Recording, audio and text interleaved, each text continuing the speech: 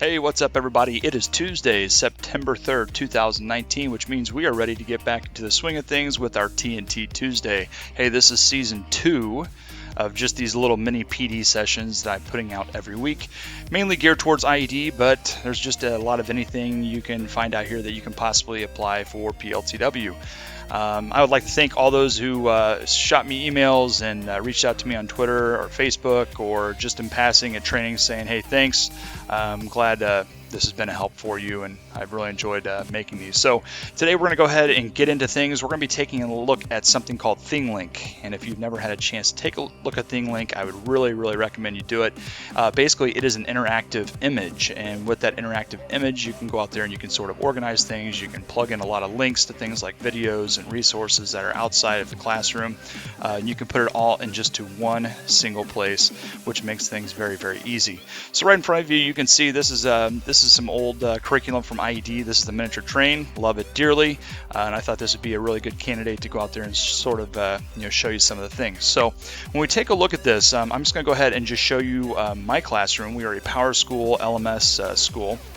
And we take a look at miniature train, we can see that there's a lot of things I put out there. There's all sorts of different links, there's files that kids can go out there and download, access, use, but you can see there's a lot of stuff here for miniature train. It's pretty busy. So I don't know, it looks pretty organized, but maybe this is another alternative for you to go out there and possibly use ThingLink to organize this, and you're going to see why it's kind of cool. So all right, so the first thing we're going to do is I'm going to just jump over here into Inventor, and I need to get an image that I can use for this. So here's what I'm going to do. I'm going to come out here, I'm going to put this into what the human eye would see. This is perspective, okay, and then I'm going to come out here and just sort of zoom on this, okay, and we can see that is one side of the train, but if we go ahead and flip this around, we can see that there's some other things out here that we need to sort of see. So I'm going to go ahead and just bring this back into the view that I'm wanting. I'm going to go ahead and do a zoom on this, and at this point in time I need to go out there and get that image. So within Inventor, I can come up here to environments, okay, I can come up here to the Inventor Studio, I can come out here to render the image. I want to get a really nice looking image. I can go ahead and hit render. Now this would take it a couple seconds. See, it's sort of pixelated and it's starting to clean it up, but it is going out there and rendering. At this, I could simply just come up here, save button, and I can go ahead and save. So that would be one JPEG I could get from that. All right, but the thing is, as you just saw a second ago, there's some more stuff on the back side. So what I'd have to do is come out here and I go ahead and just get this position, and I'd come out here again and once again go into Inventor Studio, go out there and render the image, okay, so I can get the back side of that, just so I can go out there and save the image. All right, I can go out there and render those images and get what I'm sort of wanting. Okay, so in this case, I need to have those images sort of side by side so I can go out there and basically just get a screenshot of it. All right, so in this case, I come in here to Word, go to Layout, I can go to my orientation and switch this over to Landscape, and I can go ahead and hit Enter keys several times, get down to the bottom, and at the point here at the top, I can come out here and begin inserting the pictures that I want. Okay, so those are saved out here on my computer. I come out here and take a look to find those. I'm here in my miniature train. I can see here would be like my front view render. I could go out there and drop that in at this point. This is when you could do your cropping, doing whatever you need, just sort of slimming this up, cleaning this up, and just get the actual image that I'm sort of needing. Okay, so I can go ahead and crop that. I can go to through, and now I can just send this over here on the left. I'd be doing the same thing for my backside. So going here to picture, okay, to insert a picture, going to the rear, I can go out there, crop that, move that right next to it. And basically what I'm trying to get here, people, is just a side-by-side comparison of front to back, just so I can show all parts of that. Okay, the image that I have for this, okay, we can find, here it is. And this is basically what I am going for right here. So it's a front and back view, okay, of the objects. So that's how I simply went out there and did that real quick. All right, so the next part of this is we come out here to ThingLink, thinglink.com. Yes, 100% free. Here's how this works. What we're going to be doing is we're going to come out here and go to create, and I'm going to come out here and upload an image. The image I was looking for was this front back render I was just showing you a second ago. I can go ahead and say open, and now that image comes in. All right, so at this point, this is when we go out there and begin adding tags. All right, so I have video tutorials created for all my students in order to create this train. So I can come out here and go ahead and pick on add tag. And then over here on the left, we can see we have some options like adding text and image. We could add a video. We could go out there and embed code. We could create a tour. That's something else we can talk maybe about later on, as well as add a text label. So in this case, all my stuff that I've created for these video tutorials is out here on Autodesk Screencast. So I can come out here and go into my videos, which, by the way, if you've never used Autodesk Screencast, you got to do it. It shows mouse clicks, it shows past commands you've done, future commands that you're going to be doing. It's going to be showing any sort of thing that you're typing in. It's absolutely perfect for Autodesk software, so I definitely check it out. All right, so in my case, I'm going to come out here. Here's my cow catcher video tutorial. So if I just go ahead and pick on the cow catcher video tutorial, all right, it's going to be bringing that video up, and we can see right here in Autodesk Screencast, we have the capability of coming out to do an embed. So I can simply come out here and do a copy on this, all right, and I can go into ThingLink, all right, and I can say I want to embed a video. All right, over here on the left-hand side, it's asking for the actual embed code. We can go ahead and paste that in, all right, and we can see that video goes in. All right, and then what we can also do is come up here and pick on change icon. So when we pick on change icon, we can see over here we have various icons that we can use. I feel the best one we can have for this is just showing the little movie camera. All right, so we can see the cow catcher in the background, that is black, so we can go out here and just pick a good color for contrast. I think yellow would work very well with that. We can go ahead and hit done, and now we can just drag and put that movie, okay, right on top of, the cow catcher. All right, so I'm gonna go ahead and just hit save and close. All right, so this is a preview of what our ThingLink would look like. All I'd have to do now is just come here right to the video. All right, it's going to take me out to where that is on Autodesk Screencast, so we can go ahead and play that. All right, at this point in time, we can go ahead, we can maximize this, we can check this all out. Okay, kids can go out there and watch that. We can close that out at any point in time. All right, so just that quick, we have gone out there and we've added our tag. We can go ahead now. I'm gonna go back in to edit. There's some other things I'd like to do. So like, for example, I'd like to come out here and, I don't know, we probably have some files out there on Google Drive, like the assignment itself, or maybe some other references that we have. Okay, we can come out here and add text and image. All right, and at this point in time, all right, it's gonna be asking us for a title. So I know that I gave my students like a cheat sheet on the miniature train wheel, so I can go out there and type in like, hey, this is the miniature train wheel cheat sheet. I can come out here now and add a link. All right, so what I could do on that is go out there to Google. I can come out here and find my cheat sheet, right click on that, I can go to share, and I'd be making sure when I go into the advanced settings is make sure that this is changed where anybody with the link can go out there and access that. So I can go ahead and do a save on that.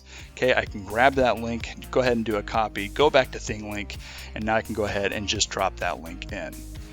All right, the next thing is I could actually go out there in the Google Drive. I could actually go ahead and open this up. I can go ahead and download this. I think it'd be really, really good to go out there and get an actual image, just like a thumbnail for our students. And you can easily just use like a snipping tool. You can save an image of that. Okay, and we jump back here into ThingLink, and over here in this image, I don't know if you saw that image, there's a little plus sign. You can go out there now, okay, and we can go ahead and just drop in that image of what that possibly looks like. Right down here, there's a little button that says drive.google.com. I think that students would basically understand that, but if you need to go out there and add something to it, just so kids sort of understand, you could simply just say, click here to access, all right, and students know to pick on that button to go out there and access that train wheel cheat sheet, whatever that is.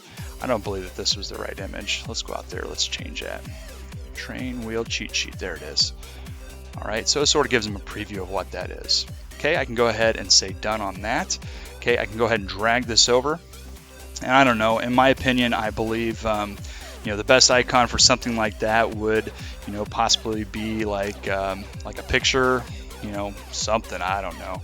And obviously we're looking for good contrast, so the wheel itself is yellow. I can make this red, okay, so students would know. All right, so we could go out there and we could just begin dragging and dropping these tags in for all these different parts. You could have video tutorials, you could have reference drawings, maybe you want the entire assignment itself. So I'm gonna come out here, add the tag. I'm gonna come out here, add text to this, and I'm gonna come out here and say this is the miniature train. Working drawings. Okay, the link itself, I could come out here, go into Google Drive. I can go out there and make sure that once again that is that's been shared properly. Okay, so I'm going to come out here now, go to share, go to my advanced settings, make sure that is available for anybody with the link. We can copy that link. Okay, we can say done, go back into ThingLink, and now we can go ahead and just paste that in. All right, the button text itself, once again, click here to access. Okay, and now we can go ahead and add that image in.